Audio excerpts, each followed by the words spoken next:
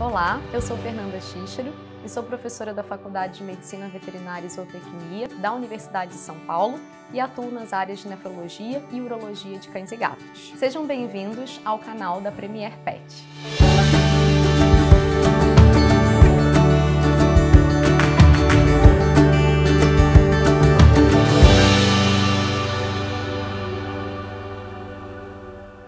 O vídeo de hoje é sobre doença renal crônica em cães e gatos. A doença renal crônica é caracterizada pela perda estrutural ou funcional de um ou ambos os rins, progressiva e que cursa com a perda irreversível de néfrons por pelo menos 3 meses. Então, uma vez que a gente tenha conceituado a doença, como a proposta do nosso vídeo de hoje é focar um pouco mais no diagnóstico, como nós podemos identificar a presença dessa doença no nosso paciente? 3 pontos são extremamente importantes para o diagnóstico da doença renal crônica em cães e gatos. O primeiro deles é a avaliação da função renal, e quando nós dizemos função, nós queremos dizer basicamente a respeito daqueles exames que mensuram de modo indireto a taxa de filtração glomerular, a exemplo da própria creatinina e mais recentemente do SDMA. Nós também devemos avaliar exame de urina do paciente, que é um exame extremamente importante e que, infelizmente, muitas vezes o veterinário não pensa sobre ele. Em terceiro lugar, não menos importante, é a avaliação morfológica renal. E como nós comentamos ainda há pouco, como a doença renal também é caracterizada por alterações estruturais, é extremamente importante que seja realizado o exame de ultrassom abdominal. Especialmente no caso dos felinos, nós temos visto ultimamente a presença dos cálculos renais,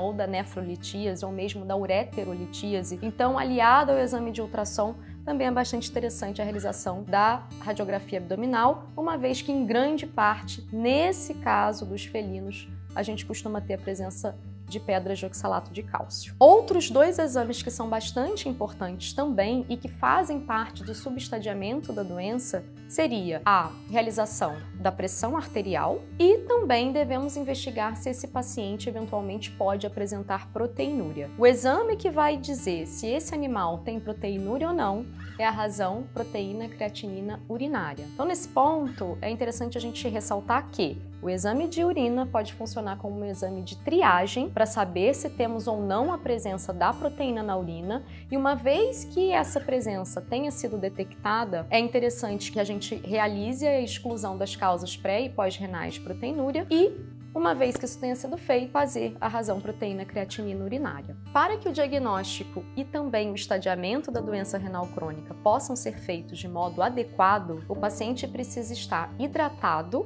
e estável clinicamente. Então, os valores de creatinina e mais recentemente de SDMA, conforme as diretrizes da IRIS, devem ser realizadas ao menos 2 mensurações com intervalo mínimo de 15 dias entre elas. E uma vez que o paciente tenha sido estadiado, a gente não pode esquecer de prosseguir com o subestadiamento. Então, aí sim, a gente precisa ter os valores da pressão arterial e também precisamos dos valores da razão proteína creatinina urinária. Quanto ao tratamento da doença renal crônica, nós vamos precisar controlar ao máximo as manifestações clínicas que esse paciente eventualmente apresente. Nós precisamos tentar retardar ao máximo a progressão da doença e, lógico, oferecer qualidade de vida para o nosso paciente. Então, com relação ao controle das manifestações, o tratamento vai ser basicamente sintomático, com o uso de antieméticos, estimulantes de apetite. É importante ressaltar que, uma vez que esse paciente esteja anorético, eventualmente pode ser que seja necessária a instituição de uma nutrição mais especializada, seja por meio de sonda nasoesofágica ou mesmo tubo. A partir do estadiamento 2 da doença renal crônica, já é indicado a instituição de alimentos especialmente formulados para o tratamento dessa condição nesses pacientes. Um dos principais objetivos da introdução desse tipo de alimento coadjuvante é justamente o controle do fósforo. Nós sabemos que os distúrbios do metabolismo ósseo mineral costumam ocorrer desde o estadiamento inicial da doença, e a prescrição de alimentos especialmente formulados para o tratamento da doença renal crônica em cães e gatos, já é indicada a partir do estadiamento 2 da doença renal crônica. Além disso, é sempre importante que o animal permaneça hidratado, então o acesso livre a água fresca, limpa.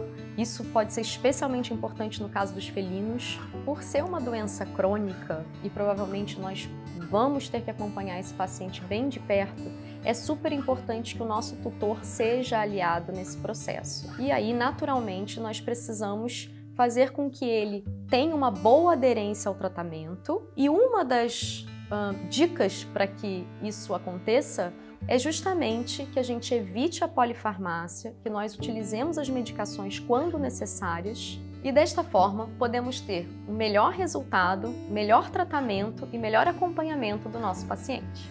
Espero que vocês tenham gostado do vídeo de hoje. Compartilhe com outros colegas veterinários para que mais pessoas possam conhecer essas dicas. Curta, se inscreva no canal da Premier Pet e qualquer dúvida, deixe nos comentários.